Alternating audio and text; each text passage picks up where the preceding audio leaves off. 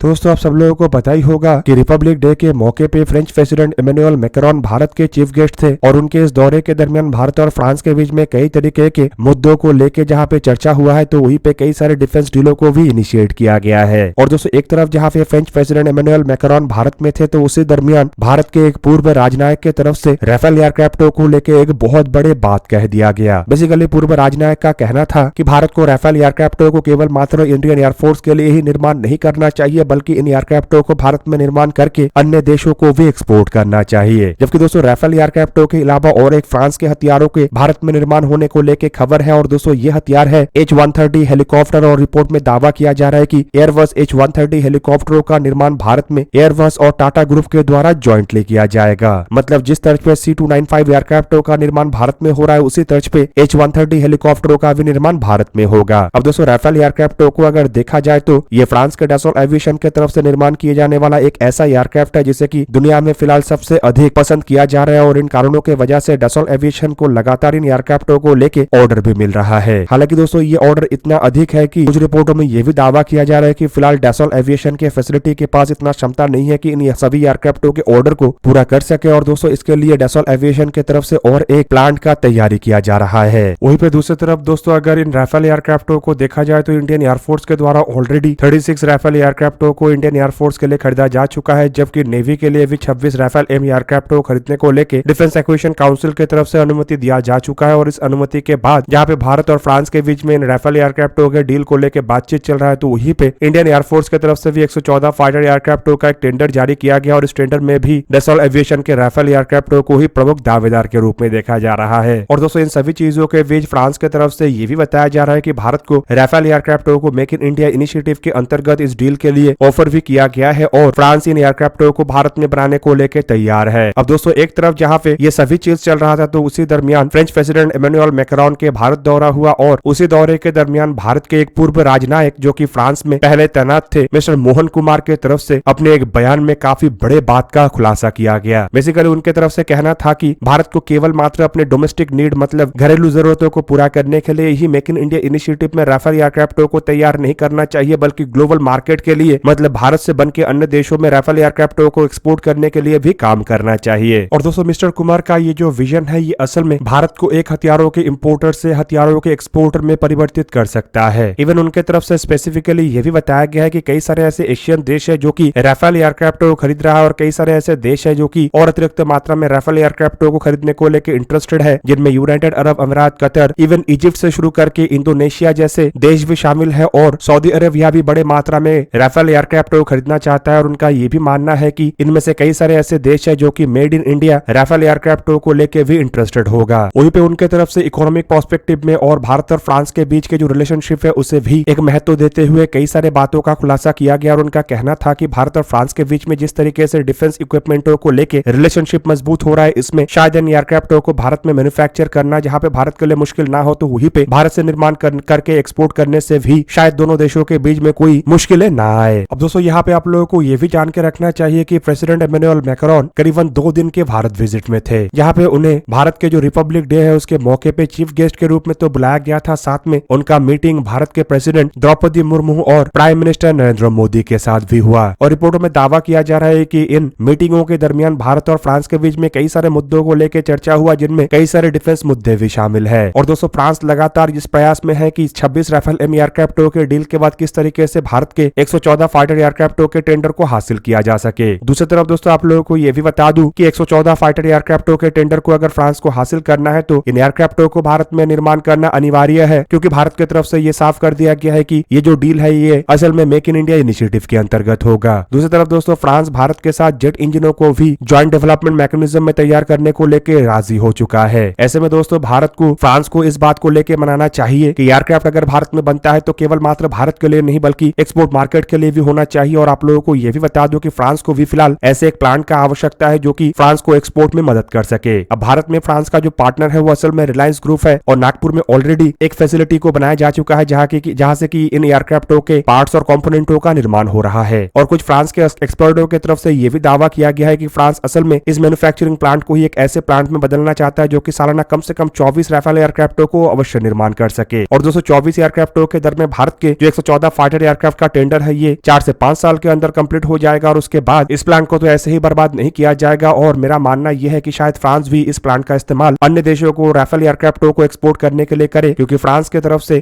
कम साल 2040 तक इन एयरक्राफ्टों के मतलब राफेल एयरक्राफ्टों के प्रोडक्शन को बरकरार रखना है और साल 2070 तक इन एयरक्राफ्टों को इस्तेमाल करने का इरादा रखा जा रहा है। तो ऑब्वियसली एयरक्राफ्टों के सप्लाई और एयरक्राफ्टों के मेंटेनेंस के लिए भी फ्रांस को सपोर्ट चाहिए और ऐसे में भारत से बड़ा पार्टनर फ्रांस के लिए कोई नहीं बनेगा। और दोस्तों एक तरफ जहां पे राफेल एयरक्राफ्टों को लेकर भारत के साथ फ्रांस का बातचीत चल रहा है, तो वहीं पे दूसरी तरफ जिस तर्ज पे एयरबस के C295 एयरक्राफ्टों को टाटा कंपनी के साथ मिलकर भारत में बनाया जा रहा है, उसी तर्ज पे एयरबस के H130 हेलीकॉप्टरों को भी भारत में बनाने को लेकर एयरबस कंपनी तैयार हो चुका है और दोस्तों ये भी टाटा ग्रुप के साथ ही मिलकर बनाया जाएगा। अब दोस्तों ये भारत के एरोस्पेस इंडस्ट्री के लिए एक बहुत बड़ा सक्सेस है, क्योंकि इससे एयरबस के ये जो फेमस हेलीकॉप्टर है ये केवल भारत में ही नहीं बनेगा बल्कि भारत को ऐसे हेलीकॉप्टरों के टेक्नोलॉजी भी मिलेगा और यहाँ से अन्य देशों को इन हेलीकॉप्टरों को एक्सपोर्ट भी किया जाएगा। हालांकि कुछ मीडिया रिपोर्टों में यह भी दावा किया जा रहा है कि केवल मात्र एयरबस के H130 हेलीकॉप्टरों को ही भारत में निर्माण नहीं किया जाएगा, बल्कि इसके साथ साथ सिंगल इंजन वाले H125 हेलीकॉप्टरों का भी निर्माण टाटा ग्रुप करेगा। और दोस्तों ये दोनों ही हेलीकॉप्टर असल में लाइट यूटिलिटी कैटेगरी के सिंगल इंजन हेलीकॉप्टर है, जो कि लंबे समय से कमर्शियल यूज में और ट्रांसपोर्टेशन के काम में इस्तेमाल हो रहा है। यहाँ पे आप लोगों के जानकारी के लिए बता दूं कि इन हेलीकॉप्टरों को लाइट यूटिलिटी कैटेगरी के काफी बेहतरीन हेलीकॉप्टर माना जाता है और हाई ऑल्टीट्यूड में इसे लंबे समय से इस्तेमाल किया जा रहा है और हाई ऑल्टीट्यूड रीजन के लिए इसे सबसे बेस्ट हेलीकॉप्टर माना जाता है। इन हेलीकॉप्टरों का इस्तेमाल कमर्शियल मार्केट में VIP ट्रांसपोर्टेशन, मेडिकल इमरजेंसी और सर्वेलेंस मिशन में किया जाता है। यहाँ पे आप लोगों के जानकारी के लिए बता दूं कि फ्रेंच प्रेसिडेंट इमैनुअल मैक्रोन जब भारत के दौरे पे आए थे, मतलब 26 जनवरी के मौके पे जब भारत में थे, तभी एयरबस कंपनी और टाटा कंपनी की तरफ से इस बड़े डेवलपमेंट के बारे में जानकारी दिया गया, जो कि एक तरीके से दर्शाता है कि इसके पीछे फ्रांस का प्रमुख भूमिका था। और दोस्तों आप लोगों को यह भी बता दूं कि एयरबस जो कंपनी है वो काफी हद तक फ्रांस के द्वारा कंट्रोल होता है। हालांकि ये एक यूरोपियन कंपनी है और इसका पूरा यूरोप के अंदर अलग अलग देशों में ऑपरेशंस है, लेकिन एक तरीके से आप कह सकते हैं कि इसके जो ज्यादातर प्रोडक्ट है वो फ्रांस ही कंट्रोल करता है और इसके ज्यादातर कॉमर्शियल और इकोनॉमिकल जो काम है वो भी फ्रांस की तरफ से ही देखा जाता है। इवन दोस्तों मीडिया रिपोर्टों में यह भी दावा किया जा रहा है कि टाटा और एयरबस की ये जो हेलीकॉप्टर असेंबली है इसे असल में गुजरात के वडोदरा में ही बनाया जाएगा, जो कि ऑलरेडी भारत के एक एरोस्पेस इंडस्ट्री के हब में परिवर्तित हो रहा है। और इन हेलीकॉप्टरों के मैन्युफैक्चरिंग का काम भी टाटा एडवांस सिस्टम्स लिमिटेड मतलब टाटा ग्रुप के उसी विंग के द्वारा किया जाएगा, जो कि हथियारों के निर्माण के काम करता है। दोस्तों यहाँ पे आप लोगों को यह भी बता दूं कि इस तरीके के हेलीकॉप्टर भारत में बनने से भारत में काफी अधिक जॉब क्रिएशन भी होगा और भारत से अन्य देशों को ऐसे सप्लाई करने पर भारत में इकोनॉमिकल डेवलपमेंट भी कई गुना बढ़ेगा। दूसरी तरफ दोस्तों पहली बार की तरह ऐसा हो रहा है कि एयरबस जैसे बड़े कंपनी भारत में हेलीकॉप्टरों को मैन्युफैक्चर करने जा रहा है। हालांकि इससे पहले कई सारे अमेरिकन और कई सारे यूरोपियन कंपनी के हेलीकॉप्टर और एयरक्राफ्टों के पार्ट्स भारत के कई सारे कंपनी जैसे कि टाटा, महिंद्रा जैसे कंपनियों के तरफ से निर्माण करके सप्लाई किया जा रहा था, लेकिन संपूर्ण असेंबली पहली बार की तरह होगा। और यहाँ पे दोस्तों H130 हेलीकॉप्टरों को अगर देखा जाए तो ये लाइट यूटिलिटी कैटेगरी का एक ऐसा हेलीकॉप्टर है जिसे कि 1999 में पहली बार उड़ान भरा गया था और साल 2001 में इसे इंट्रोड्यूस किया गया। अब तक दोस्तों ऐसे करीब 700 के आसपास हेलीकॉप्टरों का निर्माण किया जा चुका है, जो कि यूरोप के अंदर और यूरोप के बाहर कई सारे देशों के द्वारा सिविलियन और मिलिट्री पर्पज में इस्तेमाल किया जा रहा है। हालांकि ज्यादातर ऐसे हेलीकॉप्टर जो है वो सिविलियन पर्पज में ही इस्तेमाल हो रहा है। दोस्तों इन हेलीकॉप्टरों को अगर देखा जाए तो एक क्रू मेंबर के द्वारा ये ऑपरेट होता है और 6 पैसेंजर्स को कैरी कर सकता है, जिनमें 2 फ्रंट में और 4 रेयर में होता है, जबकि कुछ वर्जनों में ये 7 पैसेंजर्स तक को कैरी कर सकता है, जिनमें 3 फ्रंट और 4 रेयर में पैसेंजर होते हैं। हेलीकॉप्टर के अगर आकार को देखा जाए तो इसका लंबाई 10.68 मीटर मतलब 35 फीट है और इसका हाइट करीबन 3.34 मीटर मतलब करीबन 10 फीट 11 इंच है। हेलीकॉप्टर के अगर एम्प्टी वेट को देखा जाए तो ये करीब 1377 किलोग्राम है, जबकि इसके मैक्सिमम टेक ऑफ वेट करीबन 2500 किलोग्राम से लेकर 3050 किलोग्राम है। दोस्तों ये हेलीकॉप्टर इंटरनली करीबन 540 लीटर के फ्यूल को कैरी कर सकता है और उसमें इंजन के रूप में एक टर्बोमैका इंजन का इस्तेमाल हुआ है, जो कि करीब 710 किलोवाट या फिर कहे तो 950 हॉर्स पावर का है। हालांकि वहीं पे अगर देखा जाए तो इस हेलीकॉप्टर की जो परफॉर्मेंस है मतलब क्रूजर स्पीड करीब 237 किलोमीटर पर आवर है, जबकि नेवर एक्सीडेड स्पीड करीबन 287 किलोमीटर पर आवर है। इसका रेंज 606 किलोमीटर और एंड्योरेंस करीबन 4 घंटे का है, जबकि सर्विस सीलिंग इसका 7 किलोमीटर से भी अधिक है, मतलब ये 23,000 फीट से भी अधिक ऊंचाई में जा सकता है। दोस्तों एवियोनिक्स के रूप में इसमें कई तरीके के एवियोनिक्स का इस्तेमाल किया गया है और ये डिमांड के हिसाब से अलग अलग एवियोनिक्स के साथ फिट होकर अपने कस्टमरों को प्रोवाइड किया जाता है। अब दोस्तों ये भारत के लिए काफी बड़ा अचीवमेंट है, क्योंकि 2 बड़े इक्विपमेंट मतलब राफेल एयरक्राफ्ट और H130 जैसे हेलीकॉप्टर भारत में बनेगा, जिसे कि ग्लोबली काफी डिमांडिंग इक्विपमेंट के रूप में देखा जाता है। दोस्तों दोस्तों आप लोगों को क्या लगता है कि फ्रांस की तरफ से भारत में ये जो मेक इन इंडिया इनिशिएटिव को आगे बढ़ाने को लेकर बातों को कहा जा रहा है, ये भारत को कितने आगे बढ़ा सकता है? कमेंट करके अपनी राय अवश्य दीजिए। दोस्तों आज के इस वीडियो को यही पे करते हैं समाप्त। किसी और एक दिन किसी और एक वीडियो मिलेंगे, तब तक के लिए जय हिंद, वंदे मातरम।